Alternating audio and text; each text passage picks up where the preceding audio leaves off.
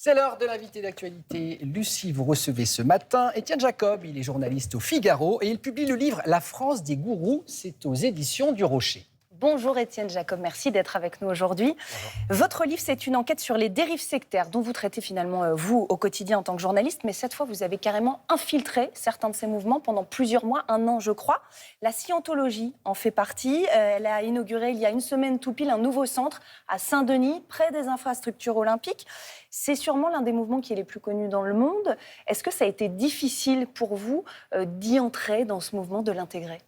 Ça n'a pas été vraiment difficile, mais en revanche, j'ai vécu des choses assez terribles. J'ai été soumis à une séance de dianétique. Vous êtes face à quelqu'un et vous devez raconter votre dernier souvenir douloureux. Vous le racontez et vous devez le raconter à plusieurs reprises. Et vous le racontez de manière de plus en plus pessimiste et c'est de plus en plus terrible. On rouvre la plaie, en fait. Voilà, on rouvre la plaie, exactement. Faut savoir que la scientologie, on est quand même sur un mouvement qui est dangereux. Pour l'ordre public. Ils ont été condamnés pour escroquerie, ils sont poursuivis dans de nombreuses enquêtes, que ce soit pour abus de faiblesse, ou encore harcèlement moral. Donc il y a en fait à la fois de l'humain en termes de danger et du financier aussi, l'argent qu'on prend aux personnes. C'est ça, parce que ces séances dont je viens de parler, vous pouvez en faire des dizaines et ça coûte des dizaines de milliers d'euros. Il y a des personnes qui ont été poussées au suicide par l'église de Scientologie et qui tentent de la poursuivre, mais ils ont une armée d'avocats qui sont très puissants. Avec ce que vous nous racontez là, quelle analyse vous faites de l'ouverture de ce nouveau centre de scientologie dont je parlais, à Saint-Denis donc, et à côté par ailleurs des structures olympiques ? Je pense que c'est un danger en vue des Jeux Olympiques parce qu'ils vont recruter à tout va, c'est sûr. Et ils vont proposer des formations. C'est une porte d'entrée pour faire grossir leur mouvement qui a beaucoup de moyens parce qu'il a pignon sur rue, notamment aux États-Unis. Mais comment on explique que ce mouvement en France puisse encore recruter s'il y a eu déjà des condamnations ? On n'est pas assez au courant ?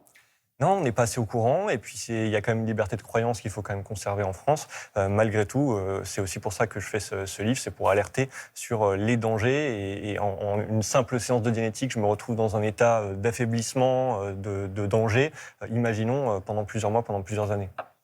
Vous n'avez pas seulement infiltré ce mouvement-là, vous en avez vu d'autres, des plus récents, on va dire, créés dernièrement, celui d'Irène Grosjean, par exemple. Elle prône le manger cru, le jeûne long et le fait de se purger à l'huile de ricin. Ce qui est mis en avant, c'est la quête du bien-être, la bonne santé. En fait, ça, c'est ce qu'on recherche tous aussi. Qu'est-ce qu'il a de dangereux ou de sectaire, ce mouvement-là ? Ce mouvement, déjà, cherche à vous détourner de la médecine conventionnelle. Le discours d'Irène Grosjean, c'est de dire que Big Pharma, les médecins, sont là pour seulement vendre des médicaments, mais pas pour vous soigner. Et eux, elle, Irène Grosjean et ses acolytes, parce qu'elle a des acolytes, disent qu'elle peut vous soigner le cancer avec simplement cette méthode, manger cru, huile de ricin. Donc c'est quand même très dangereux pour la santé des personnes. À savoir que Irène Grosjean, elle a un acolyte, qui s'appelle Miguel Barthéléry. Il est également naturopathe et il a été condamné par la justice pour exercice illégal de la médecine. C'est arrivé pendant le stage. Il conseillait à un patient d'arrêter ses traitements. Il avait un cancer, ce monsieur est mort.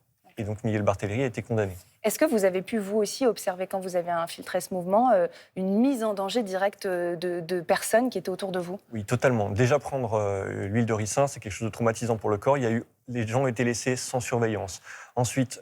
Sur la quantité, vous voulez dire ? Oui, totalement. Mais vous purgez, il faut faire ça avec surveillance, avec l'avis d'un médecin. Ensuite, il y a ce discours général d'hostilité envers la médecine qui vous détourne petit à petit du circuit conventionnel pour aller vers des médecines alternatives qui peuvent être intéressantes si c'est en complément, si c'est fait avec le médecin. Mais là, on met en danger directement les personnes. Il y a un vrai danger de santé publique et il y a des dizaines de milliers de personnes qui sont intéressées par ces mouvements-là parce qu'elles ont perdu foi en la médecine conventionnelle et c'est aussi pour ça que je fais ce livre, c'est pour alerter les personnes. Vous êtes aussi intéressé au chiropracteur américain Joe Dispenza. Alors lui aussi, il a pignon sur rue. 3 jours de rassemblements, de rencontres à Paris et pas n'importe où, au Grand Rex. C'est un autre gourou, lui ? Oui, tout à fait. Chez Joe Dispenza, on dit qu'on peut soigner le cancer, encore une fois le cancer et n'importe quelle autre maladie, avec de la simple méditation. Donc on vous fait faire des séances de méditation. À la limite, pourquoi pas ? La méditation, ça ne fait pas de mal. Mais lui dit qu'il peut soigner avec ça. On a des personnes qui sont dans ce stage-là en fauteuil roulant. Elles espèrent remarcher parce que lui dit avoir vécu, avoir fait produire des miracles lors de ces sessions, lors de ces retraites. Et évidemment, c'est un moyen d'aller vendre des formations, des retraites qui coûtent plusieurs centaines d'euros. Alors en France, je crois qu'il y a environ 500 000 personnes qui sont adeptes / victimes de ces mouvements sectaires-là. Cette semaine, à l'Assemblée nationale, on a voté définitivement un texte qui met en place un nouveau délit de provocation à l'abandon ou à l'abstention de soins. Est-ce que vous considérez que ça peut réellement faire changer les choses et la situation des personnes qui sont en danger dont vous nous avez parlé ? Je pense que c'est un bon début déjà de se pencher sur le sujet parce que les gourous, les dérives sectaires, c'est un sujet qui a été longtemps laissé de côté au profit d'autres sujets d'intérêt public comme le terrorisme. Donc forcément. Mais c'est déjà une bonne chose parce qu'aujourd'hui, Irène Grosjean ou Joe Dispenza ne pourraient plus, dans le cadre de cette nouvelle loi, pour pouvoir détourner du circuit. Oui, ça veut dire qu'on ne verrait plus Joe habituel. Dispenza au Grand Rex, par exemple. Je ne pense pas. Donc c'est déjà une bonne chose. Mais ce que je mets en évidence dans cet ouvrage, c'est qu'il y a un phénomène de dérive sectaire qui est en explosion en France. C'est un vrai problème, que ce soit de santé publique ou sur le plan spirituel. C'est un vrai danger pour les personnes. Il y a 86%, je crois, de signalements, une hausse de 86% pardon, des signalements. Il y a un organisme qui s'occupe de lutter contre ces mouvements sectaires qui s'appelle la Miviludes. Comment on explique que pour l'instant, on n'arrive pas à les éradiquer, à y mettre fin ? Parce que la Miviludes, elle est sous-dotée aujourd'hui. On a une quinzaine de personnes qui travaillent et comme vous le disiez, on a plusieurs centaines de milliers de personnes qui sont sous emprise. Ce qu'il faut savoir, c'est que chacun de nous et chacun des personnes qui vous regardent aujourd'hui ont quelqu'un dans leur famille qui ont été victimes de sectes ou qui est tombé dans un mouvement, on ne sait pas trop ce que c'est. Qui pourrait basculer. Et c'est une façon d'alerter.